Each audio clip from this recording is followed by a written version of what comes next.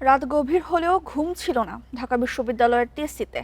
বড় পর্দার জয় উপভোগ করেছেন ফ্রান্সের সমর্থক সহ দর্শকরা। মাঠের লড়াই যেমন ছিল উত্তেজনায় ভরা, তেমনি হাজার কিলোমিটার দূরের ঢাকায় উৎসবের কমতি ছিল না।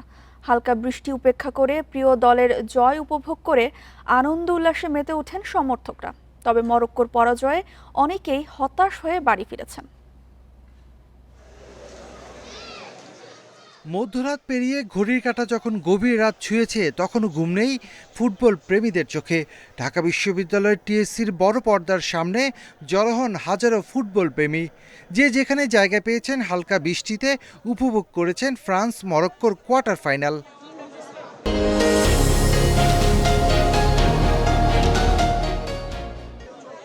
মাঠে আক্রমণ পাল্টা আক্রমণে বাড়তে থাকে উত্তেজনা। প্রতিটি পাস প্রতিটি শটে দর্শকদের উত্তেজনা বাড়ে, অপেক্ষা কাঙ্ক্ষিত গোলের। তবে শেষ পর্যন্ত ফ্রান্সের জয় নিশ্চিত হতেই আনন্দে ফেটে পড়েন সমর্থকরা।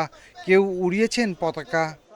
সামনে সেমিফাইনালে ভালো খেলবো, আমরা ফাইনালে উঠবো, আমরা চ্যাম্পিয়ন হবো 2026 সালে। এবার চ্যাম্পিয়ন হবে ফ্রান্স। এমবাপ্পে গোল দিতেছে, এটা ভাই অনেক ভালো লাগতেছে, কারণ ভাই এমবাপ্পের একজন ফ্যান। ফুটবলের ভক্ত আমরা, তাহলে তার জন্য তো এত রাত তো কি হয়েছে, ফুটবলের ভক্ত তো ভক্তই। আমরা সবাই অনেক খুশি, আর খেলাটা অসম্ভব সুন্দর হয়েছে। বাংলাদেশের ফুটবলের সবচেয়ে বড় দুই সমর্থক গোষ্ঠী আর্জেন্টিনা ও ব্রাজিল হলেও বিশ্বকাপ এলেই ইউরোপের দলগুলোর প্রতিও তৈরি হয় বিশাল সমর্থক গোষ্ঠী। সেই তালিকায় অন্যতম ফ্রান্স। তবে কেউ কেউ মরক্কোর সাপোর্ট করলেও শেষ হাসিটা হাসতে পারেনি। ফ্রান্স পেনাল্টি মিস করেছে, এরপরও ভেবেছিলাম যে মরক্কো এগিয়ে থাকবে, কিন্তু ওরা গোল দিতে পারেনি। ফ্রান্স ভালো খেলে জিতছে, যেটা খেলছে ফেয়ারকে ফেয়ারই বলতে হবে। আজকে যেমন আপনি মরক্কোর সাপোর্ট করতেছে মুসলমান কান্ট্রি হিসাবে। রাতভর খেলা দেখলেও ক্লান্তির ছাপ নেই দর্শকদের চোখে মুখে, বরং সেমিফাইনালের সামনে রেখে নতুন স্বপ্ন বুনছেন তারা। কারো প্রত্যাশা এবারও বিশ্বমঞ্চে নিজেদের শ্রেষ্ঠত্ব প্রমাণ করবে ফ্রান্স।